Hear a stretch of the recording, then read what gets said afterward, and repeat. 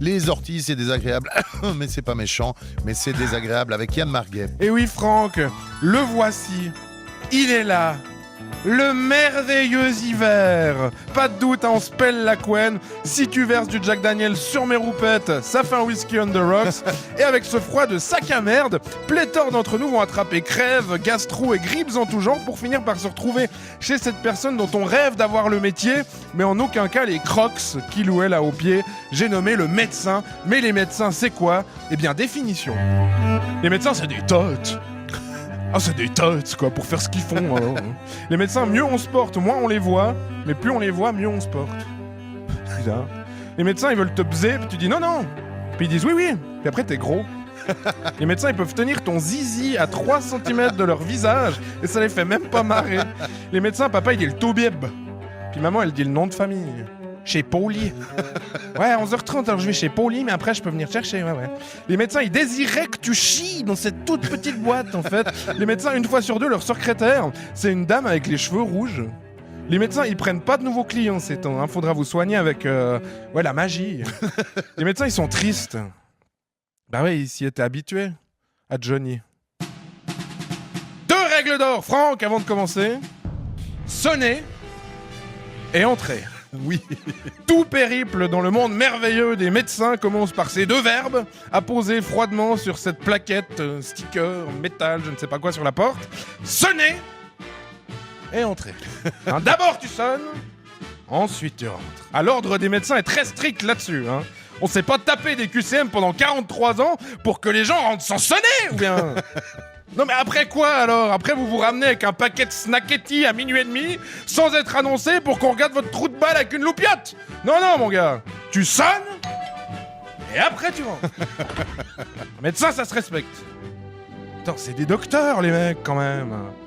Bon comme Dr Dre on sait jamais vraiment quel doctorat ils ont fait, mais le fait est ils sont tous docteurs et doctoresses. Hein, sur certains formulaires sur internet, au lieu de monsieur ou madame, ils peuvent mettre DR point. La classe. Bon après il y a un ranking, hein, c'est clair. Hein, au top niveau, t'as les chirurgiens, les chires, hein, qui tiennent la vie, ou les tailles de nibar entre leurs mains. Hein. Juste en dessous, t'as les spécialistes. Spécialistes comme les dermatos, par exemple. Tu sais, ceux où t'as le temps que ton grain de beauté, il ressemble à Henri Salvador avant d'avoir pu choper un rendez-vous. Du coup, tu te rabats sur le bas de la chaîne alimentaire des médecins. Les généralistes. Ceux qui font un peu de tout, mais pas très bien. Un peu comme les restaurants Migros.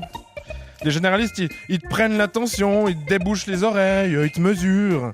Puis dès qu'il y a plus qu'un rhume ou une chichi, ils te disent ouais ben faut aller chez le spécialiste quoi. Puis tu repars, puis eux, ils se remettent à lire leur super Picsou géant en attendant le prochain qui tousse. Ouais, c'est pas facile d'être généraliste, hein. C'est pour ça que personne veut. Voilà, heure du décès de ma capacité à obtenir un rendez-vous chez le généraliste, 16h44. Mais bon, c'est quand même des docteurs, des médecins, FMH. Je sais pas ce que ça veut dire, mais maximum respect de base. Hein, de toute façon, les médecins, même généralistes, vous êtes tous des dieux pour nous. Hein, quand on entre chez vous, enfin quand on sonne et qu'on entre chez vous, nous on vient voir un mage énigmatique qui détient toutes les réponses à nos questions sur l'univers, sur la vie, sur la mort. On vous demande n'importe quoi. On veut toujours savoir si c'est normal. Une fois, je suis allé chez le médecin parce que je sentais mon cœur battre. Il m'a dit, ouais. J'ai dit, non, mais je le sens battre. C'est normal. Il m'a dit, ouais. Oh, j'étais fou de joie. Oh, quand on arrive chez vous, on vient voir quelqu'un qui est meilleur que nous, c'est clair. Quand on repart, c'est autre chose. Avec notre petit papier dans la main, sur lequel vous avez gribouillé une seule chose. Dafalgan. Non mais du Dafalgan. Sérieusement.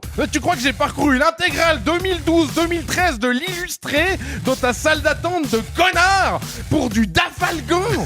Non mais je te dis que j'ai de la fièvre, que je tousse, et puis que ça me fait comme une sensation de jaune dans les yeux quand je me lève.